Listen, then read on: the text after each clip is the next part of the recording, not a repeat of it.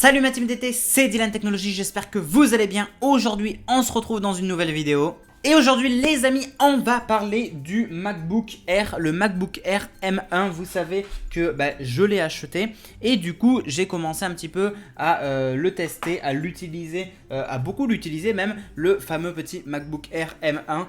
On va en parler un petit peu en détail de ce MacBook Air parce qu'il y a pas mal de choses à dire depuis que je l'ai. Voilà, ça fait environ 3 semaines maintenant, 2-3 semaines que j'ai ce fameux MacBook Air M1 et je pense qu'il y a pas mal de choses à vous dire. Pas mal d'avis à vous donner, de conseils, etc. Voir également quels logiciels sont compatibles avec Apple Silicon, donc la puce Apple M1. Et bref, beaucoup d'informations à vous donner dans cette vidéo. Donc restez bien jusqu'à la fin et n'oubliez pas de liker, commenter, partager et de vous abonner. Bon, on va commencer par là. Déjà, de manière générale, le MacBook Air met tout le monde d'accord parce que le MacBook Air est actuellement l'ordinateur le plus puissant, le plus performant, le plus rapide avec énormément d'autonomie.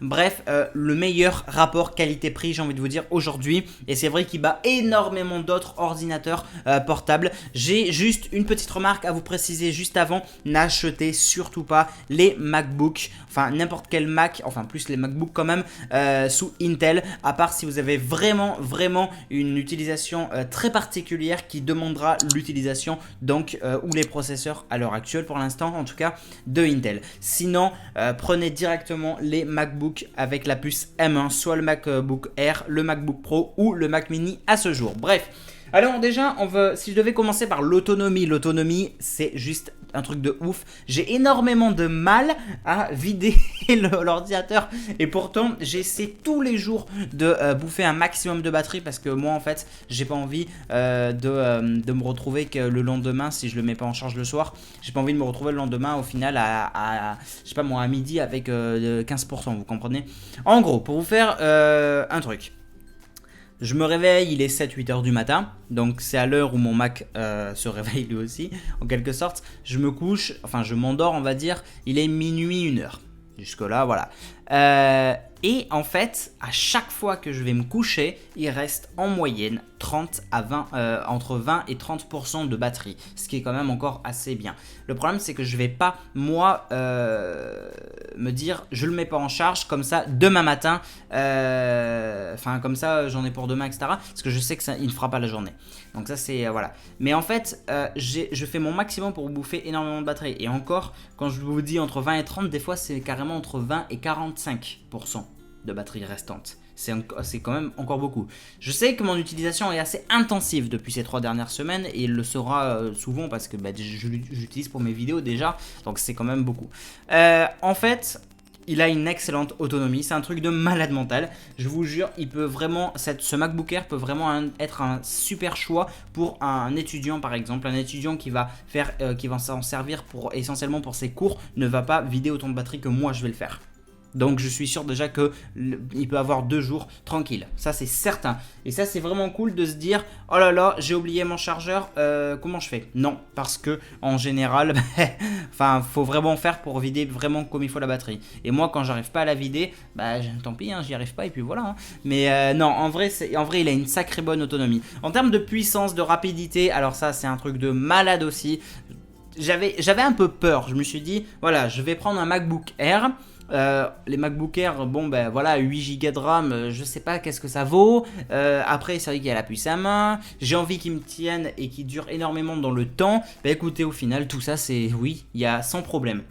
Sans problème. Un MacBook Air tiendra toujours moins, entre guillemets, dans le temps, entre guillemets, qu'un MacBook Pro. Voilà, ça c'est clair. Sauf que là, on parle d'un MacBook Air avec la puce à main et ça fait toute la différence. Vraiment toute la différence. Les 8 Go de RAM, c'est comme si j'en avais 16 pour moi.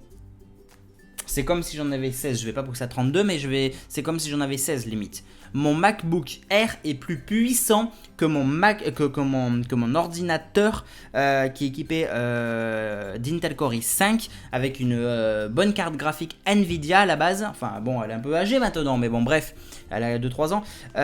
Et surtout que mon PC lui a 16 Go de RAM. Le MacBook Air c'est une fusée comparée à mon PC. C'est pour ça que je vous dis que le MacBook Air à l'heure actuelle, il met tout le monde d'accord. Il met tout le monde d'accord. Donc ensuite, pour le reste de mon avis quand même, j'aimerais lui trouver des défauts à ce MacBook Air comme à tout appareil. Il a forcément un défaut ce Mac. Je sais pas lequel. Je ne l'ai pas en vrai, je l'ai pas encore trouvé. Il a un défaut, c'est obligé. Il a un défaut, mais je lui ai pas trouvé malheureusement.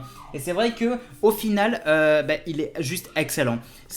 Moi je sais qu'en rapidité, en fluidité, en performance, tout est top. J'ai quasiment aucun bug d'application. Ça m'est arrivé d'en avoir avec Final Cut Pro. Ça m'est arrivé d'en avoir avec 2-3 autres logiciels, mais ça c'est essentiellement parce qu'il n'était pas compatible avec la puce M1. Il tournait avec Rosetta. Rosetta, un logiciel donc d'Apple qui permet de faire tourner des logiciels des logiciels à la base Intel sur une puce M1. Voilà, on change d'architecture, c'est totalement différent. C'est pour ça qu'on utilise Rosetta. Alors, pour ce faire, du coup, par rapport aux applications, en effet, du coup, j'ai pu apercevoir de temps en temps des petits bugs, mais c'était tout, ça durait 2 secondes l'histoire. Et là, maintenant, avec la nouvelle mise à jour Final Cut Pro, qui est compatible et optimisée exprès pour les puces M1, eh bien, écoutez, j'ai gagné beaucoup plus de rapidité, beaucoup plus de performance et moins de bugs. Tout simplement les amis. Alors maintenant on va s'intéresser un petit peu plus quand même aux applications qui sont compatibles ou non. C'est vrai que c'est très compliqué les applications qui sont compatibles parce que il faut du temps aux développeurs pour tout développer, pour tout mettre à jour, etc. Pour ça j'utilise un site qui s'appelle donc Apple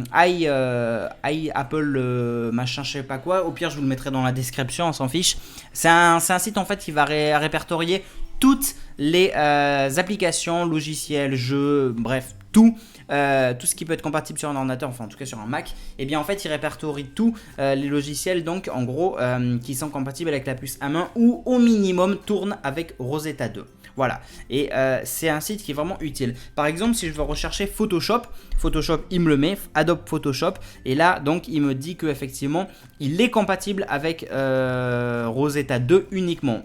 Sinon, voilà. Donc, il fonctionne avec Rosetta. Il n'est pas encore compatible avec la puce M1. Donc, en soi, on peut faire tourner Photoshop sur le Mac, mais ça ne sera pas aussi optimisé que si c'était Photoshop qui était optimisé donc, et qui était mis à jour. Vous inquiétez pas, Photoshop, logiciel comme celui-ci qui est très connu, va l'être sans aucun souci. Ça, c'est sûr et certain. Si je devais prendre par exemple l'exemple de Final Cut Pro, mais on sait tous que c'est compatible, eh bien, ça le dit aussi que tout est compatible. Ça précise la version et la date de la dernière mise à jour. Bref, ce n'est pas un placement de produit ou quoi que ce soit, c'est un site qui peut peut-être vous intéresser, donc je vous le mettrai quand même dans la description. C'est un site vraiment que j'aime beaucoup parce que du coup effectivement on peut savoir la majorité des applications, jeux et tout le blabla qui sont compatibles donc avec le Mac M1. Donc ce site vous sera utile uniquement si au final vous avez un Mac M1, sinon ça vous sert à rien clairement. Donc voilà, non, en vrai c'est vraiment bien. Franchement c'est cool ce site. Donc du coup voilà, concernant du coup le reste du Mac, et écoutez, moi comme j'ai dit, je suis assez content pour l'instant. Je vous le conseille, le Mac. Le Mac, c'est un très bon choix. On est sur un très bon rapport qualité-prix. Je vous déconseille fortement, encore une fois, d'acheter des Mac qui sont sous Intel. Par exemple, les derniers, enfin l'avant maintenant dernier MacBook Air qui a été sorti au début d'année, le MacBook Air de début 2020, donc avec Intel. Eh bien, écoutez, ne l'achetez pas. Ça vous servira à rien. Enfin, ça vous servira à rien. Ce serait une bêtise parce que c'est limite beaucoup plus cher. Mais d'ailleurs, en rapport qualité-prix, c'est plus cher. Et tout n'est pas optimisé. C'est pas le dernier modèle, mais bon, après ça, j'ai envie de dire, ils sont tous les deux de 2020. Donc, c'est pas trop un problème par rapport au modèle, mais plus par rapport à la puce, effectivement. Parce que avec le MacBook Air, vous avez encore plus de puissance, de performance, d'autonomie, etc. Et franchement, c'est l'avenir. Donc voilà, n'achetez vraiment pas les MacBook Air par exemple, ou même les MacBook Pro sous Intel, à part si vraiment vous avez un besoin très particulier qui doit tourner vraiment sur Intel, sinon ça ne sert à rien du tout les amis. Donc voilà, je pense que je vous ai à peu près fait un topo global donc de mon avis sur le Mac. J'en suis très satisfait, que ce soit l'autonomie, donc comme j'ai dit, la performance, rapidité, etc. Son poids, il est pas trop lourd en vrai. Les haut-parleurs, ça envoie en vrai. Je vous avais même fait un petit snap, pour ceux qui veulent me rejoindre sur Snap, n'hésitez pas, tout est dans la description, tous mes réseaux sociaux. Le clavier, je m'y sens bien, vraiment, c'est confortable en vrai, les touches qui s'enfoncent tout doucement comme ça, etc. et qui sont pas vraiment plates comme on pourrait trouver ça sur un clavier Windows par exemple. Donc voilà, la qualité de l'écran Retina, rien à dire non plus. La caméra, vous connaissez un peu mon avis, c'est pas ouf pour un MacBook. Surtout le dernier modèle, ils auraient pu peut-être faire un petit effort de ce côté-là. Mais bon, c'est pas très grave. Donc voilà, non, j'en suis très satisfait. La rapidité, je voulais aussi préciser de la rapidité concernant le Wi-Fi ou le Bluetooth. C'est juste excellent, vraiment excellent. On gagne énormément. J'ai fait des speed tests entre mon iPhone et le Mac par exemple. L'iPhone, c'est l'iPhone XR que j'ai. Il n'est pas non plus extrêmement vieux, hein. Il reste relativement récent, on va dire. Il est beaucoup plus puissant que mon Mac est beaucoup plus puissant que l'iPhone. Ça me paraît logique, bien évidemment, mais une telle puissance, je m'y attendais pas en vrai du tout. Voilà. Faut pas oublier du coup qu'effectivement il a le Wi-Fi 6, etc. Bref, voilà, je pense vous avoir tout dit dans cette vidéo. N'hésitez pas à liker, commenter, partager. N'hésitez pas à vous abonner, activer les cloches pour recevoir toutes les notifications. N'hésitez pas à me suivre sur les réseaux sociaux. Tout est dans la description: Facebook, Twitter, Instagram et Snapchat. On se retrouve du coup dans une prochaine vidéo. Merci à tous, c'était Dylan Technologies. Salut tout le monde, ciao.